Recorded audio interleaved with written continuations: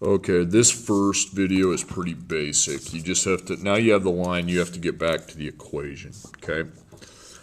Now again, we want to set it up in slope-intercept form, y equals blank x plus blank mb, okay? Actually, when you look at a line, you figure out what your b is first. So where does it cross this y line?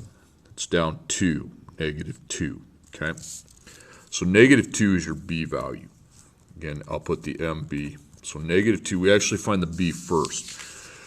Now to find your m, you have this starting point. Now you got to go forward and find a point where it hits the grid dead on.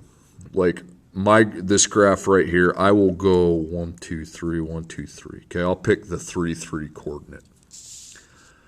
Okay, and all you simply do is make kind of a square triangle, a right triangle between one and the other. Okay, now first I go vertically. And I'm going up 1, 2, 3, 4, 5. So +5 because I'm going up and then over 1, 2, 3. Okay, now the slope then is the vertical change, which is 5, over the horizontal change, which is 3. And 5 is positive. If it was going, so +5.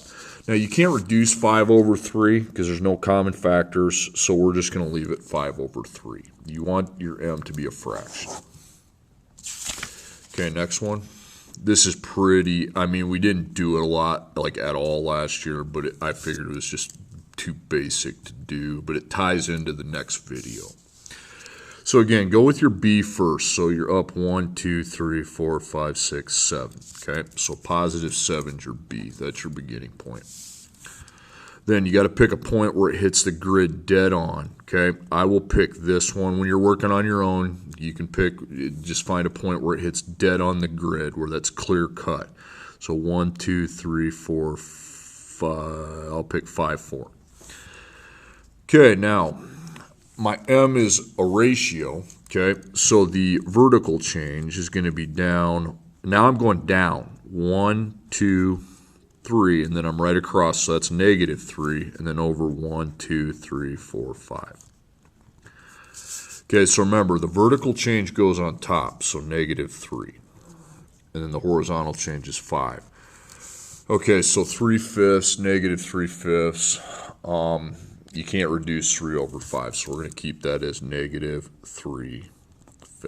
Okay, y equals -3/5 x plus 7. Like if you had to graph that, you go 7 down 3 right, 5 down 3 right, 5, which matches the line. Okay, next one.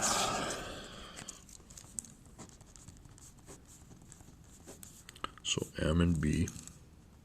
Again, we want to find the b first when looking at a graph. Okay, so again, my b this time is right there. It's -3. So -3 is my b. And to find the m, okay, we'll just pick another coordinate, okay, where it's dead on the grid. I'm going to pick 2, 1. Like on your assignment, if you pick 4, 3, you'll get the same thing because you're going to reduce it down. So I have to go up again. 1, 2, 3, 4. I went up, so it's +4, and then 1, 2. Okay, so my slope is +4 over 2. Now we can reduce that down by 2. And that becomes 2 over 1. And then having a 1 under it means it's just 2. Okay, so we put a 2 right there. Y equals 2x plus -3 or -3. Okay. Okay, the next one, y equals. Okay, again, the b is the point up here. Okay.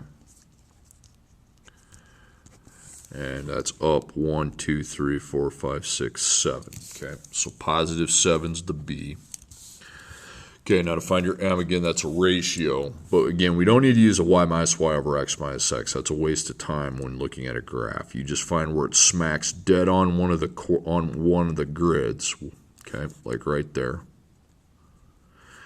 And now I figure out the slope, the rate of change. Okay, so I got to go down 1, 2, 3, so -3, and I go 1 to the right. Okay, so -3 is the top. Remember, you put the vertical change on top over 1. Okay, you can't reduce it, but you don't need the 1 there. So there's the equation. Y equals -3x plus 7. Okay, do the 4 and then come back to the next video.